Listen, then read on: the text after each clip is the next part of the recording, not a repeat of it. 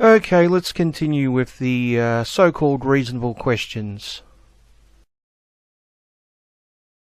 What is the number of followers, the number of likes, the number of dislikes, the number of retweets, the number of subscribers, any of those numbers, any of those metrics, what have they got to do with the argument?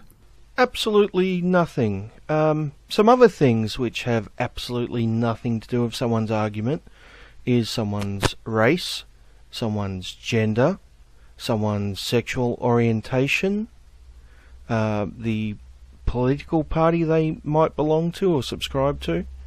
Now, these things may influence their opinion, but they don't change whether an argument is actually sound or not. If someone makes an argument and someone assumes that they're a straight white male and they think the argument is bad because they're a straight white male, and then later on they discover that they're actually a black female lesbian, suddenly their argument doesn't become good. Yet we find that intersectionalists constantly do this. One of the main arguments they use against people they don't like is, you're just a straight white male, and therefore anything you say is automatically dismissed without any consideration of what you're actually saying. And the ironic thing is, they often do this to people who aren't straight white males. But I guess it's easier than actually understanding someone's argument and then coming up with a counter to it, isn't it?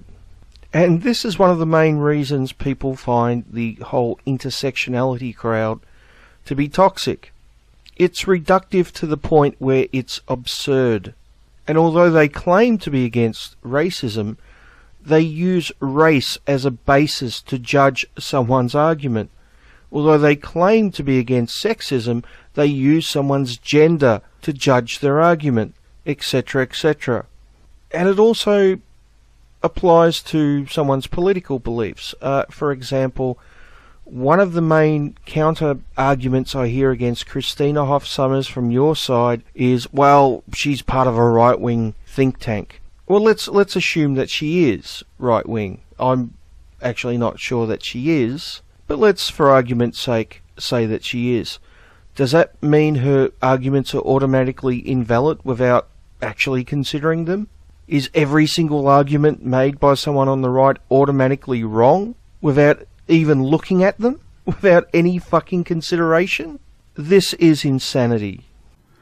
Deepak Chopra, for example, a man who trots out an endless stream of pseudoscientific quantum woo bollocks, has nearly 3 million followers. So what? Yeah, I would agree. And the colour of his skin and his gender also have nothing to do with his argument. Those people follow him because he tells them what they want to hear. Why even mention the number of followers you have? What difference does it make? It doesn't make any difference. I agree. We should be tackling the argument and not the person making the argument. Why is it that you go on and fucking on about safe spaces and trigger warnings and delicate little flowers? That would be because your side goes on and on about safe spaces and trigger warnings and delicate little flowers. See how that works? It's us responding to you. But continue to hide behind your cartoon avatars and your childish pseudonyms. Cartoon avatars and childish pseudonyms? You mean like these, which are actually in this very video? Is that the type of cartoon avatar that you mean? But to answer your question, Michael, the reason why many of us keep our identity secret is because certain people on your side are nasty pieces of shit. And instead of tackling a person's argument, they will actually attack the person.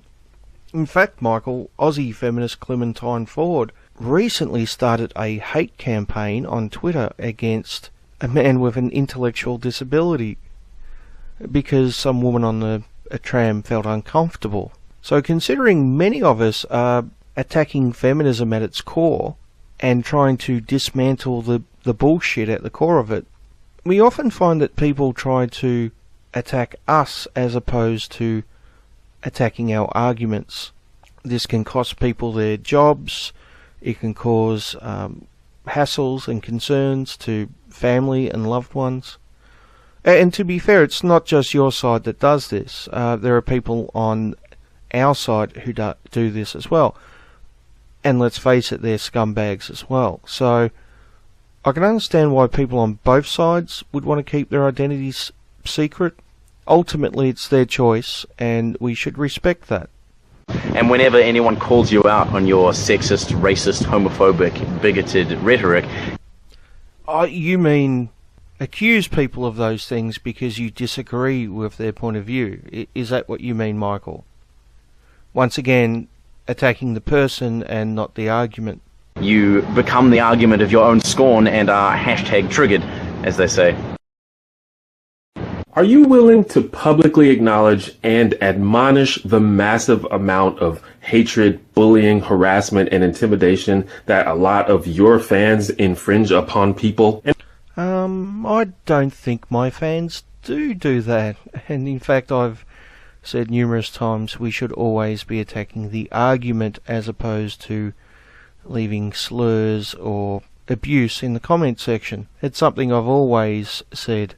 And I don't mean these tiny disclaimers that you put under the description fold or flash for 2 seconds at the beginning of the video that you know nobody reads. I mean a public and ongoing anti-bullying stance. Or do you kind of like watching your fans go around harassing people and calling them slurs and telling them to kill themselves? Have you noticed that these questions are supposed to be generalized towards all of our side, but they tend to be focused on just a handful of people from our side? It's not really a general question, is it? You kind of like it, don't you? I mean, if that's your thing, and I guess that's just what you're into, just makes you a dick. Why do you find it so hard to believe that feminists are being harassed online? Now, before I answer your question, just let me play one little clip. But continue to hide behind your cartoon avatars and your childish pseudonyms. Why do you find it so hard to believe that feminists are being harassed online? Sorry, I couldn't help myself. But let's answer the question. Why do I find it so hard to believe that feminists are being harassed online? Well, I don't. I accept the fact that some feminists are being harassed online. But this harassment is usually framed in certain ways. For example, only feminists are being harassed online, which is absolute bullshit. All types of people get harassed online, including men's rights activists and anti-feminists, who also get harassed in the real world, by the way, not just online. Another way this is usually framed is they're just being attacked because they're women. Because, of course, Steve Shives only ever gets criticised because he's a... Oh, hold on, he's not a woman, is he? Yeah. Another way this gets framed is it's men doing it to women, when in fact, if we look at statistics, we find that a lot of women are actually doing it to other women, as well as women doing it to men. And then there are the feminists who claim to get constant harassment, make a buck out of it, but really can't show anything which is all that concerning. And all this is used as an example of the war on women, which basically means that a woman online should be able to say whatever the fuck she wants, no matter how offensive it is to other people or how incorrect it might be. And no one should be able to respond whatsoever, because if they do, that is deemed as harassment. Now, I will admit there is legitimate harassment. There are people who go around, levelling death threats or rape threats or whatever. But a large percentage of the time, what is considered to be harassment is actual criticism, fair criticism.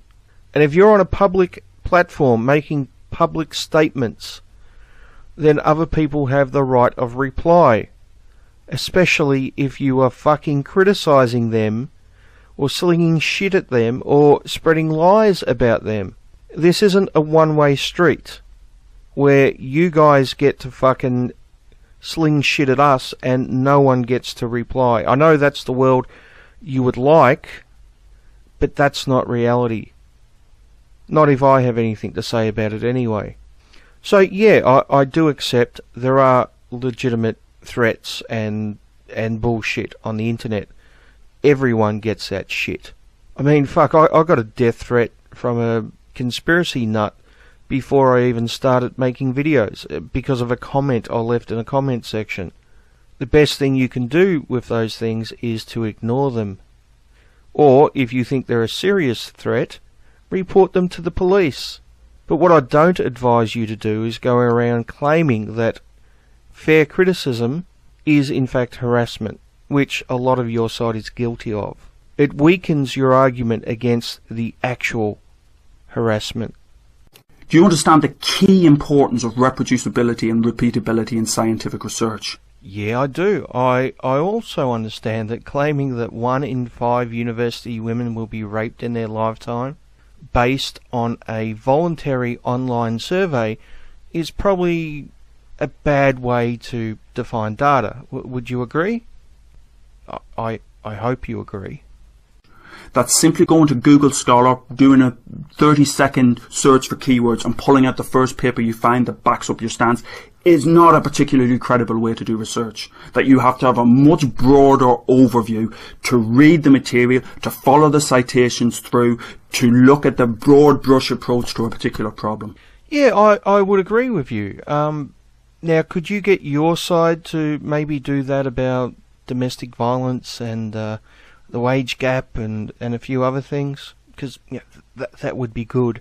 You do realise that you're as much of a social justice warrior as those you critique.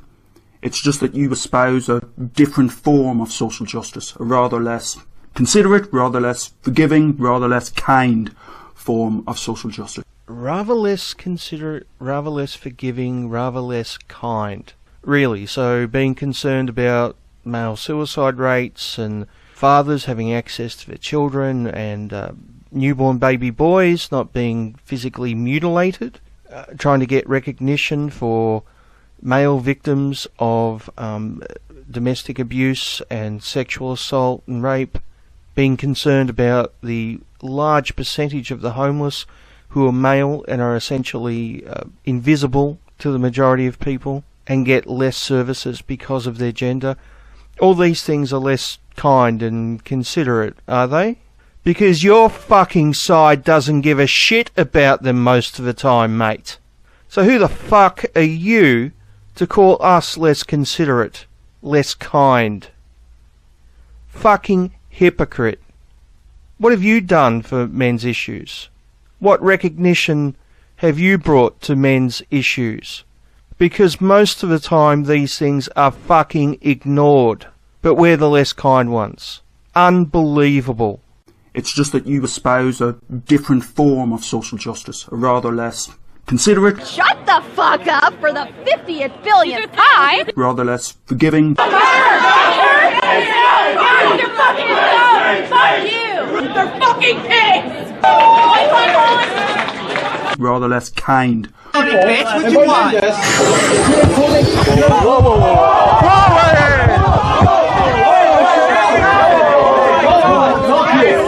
Justice. If you identify as an egalitarian, then I'm interested in your take on the usefulness of the concept of the original position as laid out by John Rawls in his theory of justice.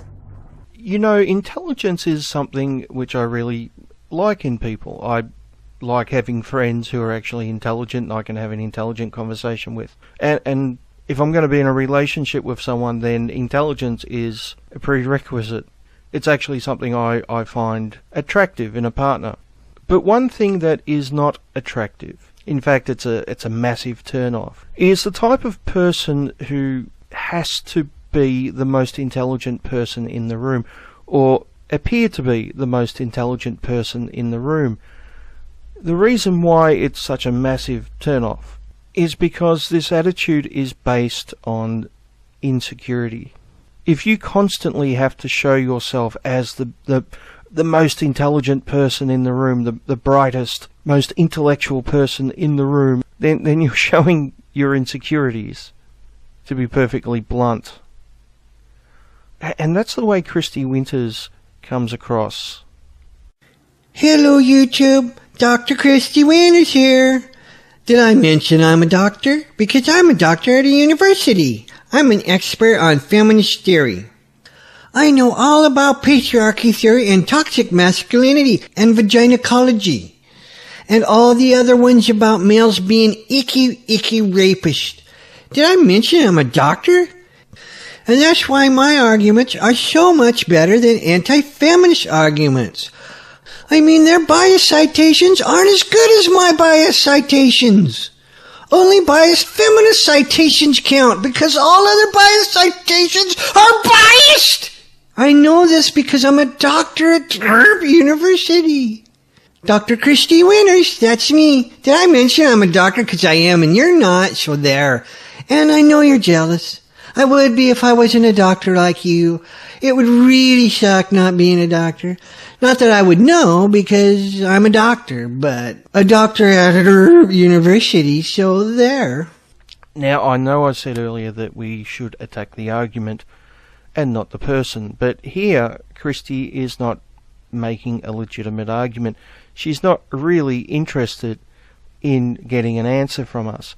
All she is interested in doing here is showing her intellectual superiority, which therefore makes it fair game to criticise.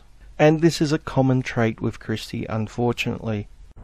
As a supporter, as a proponent of freedom of speech, why do you want to quash academic freedom? If you're not familiar with the concept of academic freedom, it's worth, in the UK at least, looking up the 1988 Education Reform Act and seeing what that says about the rights of academics to put across unpopular opinions. Yeah, once again, this argument is, I think, directed at Sargon and not all of us. It tends to be a common trait of these questions, unfortunately. It would have been better if you framed some questions towards all of us as opposed to select individuals. But let me answer your question anyway, as if it was framed at all of us. I'm all for open debate in universities and differing opinions, which is why I'm a big criticiser of social justice. It tends to strangle opposing voices. It drowns them out. It squashes them. It demonises them, and is essentially poisonous to intellectual discourse.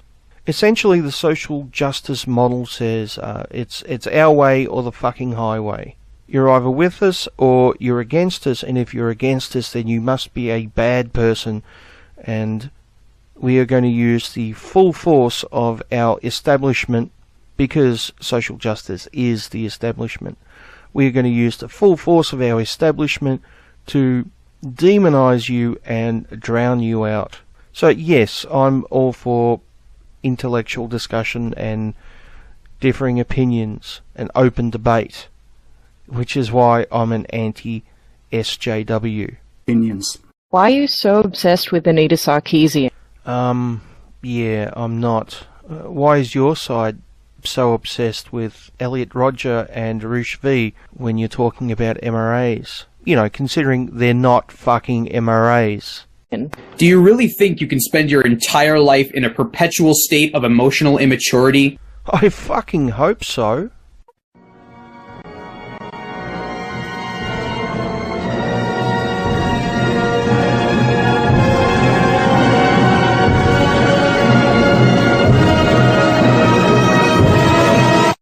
Hello, Dr. Christy Winters here again. I thought I would take time to educate you all of you non-doctors about feminist theory, because I'm a doctor and clearly smarter than all of you. So I'm going to read you a paper I wrote, because that's what doctors like myself do.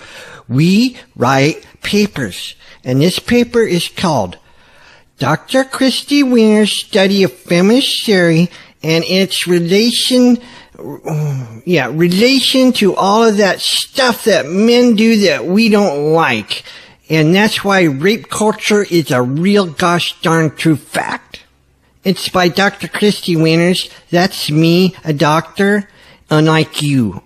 The paper says, Europe and widespread the ideas behind it. Patriarchy, toxic masculinity, male domination or sexism is something quite separate from the most persistent and, in theory, oppression in the societies of Russia, China, Cuba, Eastern capitalism, and the women's movement.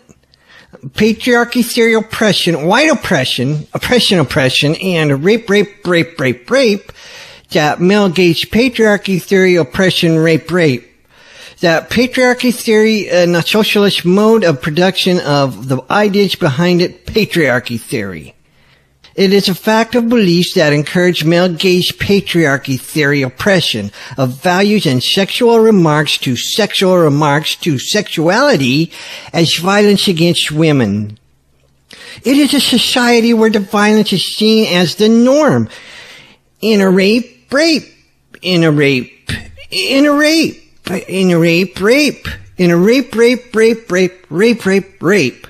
Much of what we accept as inevitable this is one of my hardest words I ever written. Inevitable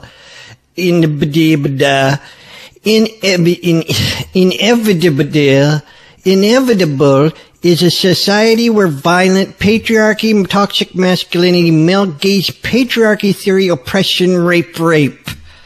A complex set of inevitables is a result of patriarchy. Rather than viewing the persistence of rape, culture of rape,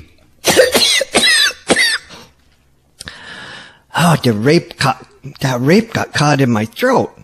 The existence of against women while deeming the photos of violence of keep calm, the images of violence of rape. The media's constant glossing over the sexual misconduct and imagery that rape. The existence of rape, the rape is inevitable. Rather than viewing the persistence against women while deeming photos of violence against women, while deeming the photos of violence against women, while deeming the photos of violence of rape as a problem to change. Facebook's refusal to pull sadistically graphic imagery that people in advertising, legal jargon laws, words and images of penis violence against women and images of breastfeeding moms to be objectionable. Rape culture, think about the way things are. Patriarchy theory, oppression, rape is inevitable. Rather than viewing the persistence of rape is inevitable. Rather than toxic masculinity. The end. By Dr. Christy Winters, a real-life doctor at university, doing all that doctor stuff that doctors at universities do. Because I'm a doctor. Unlike you, because you suck.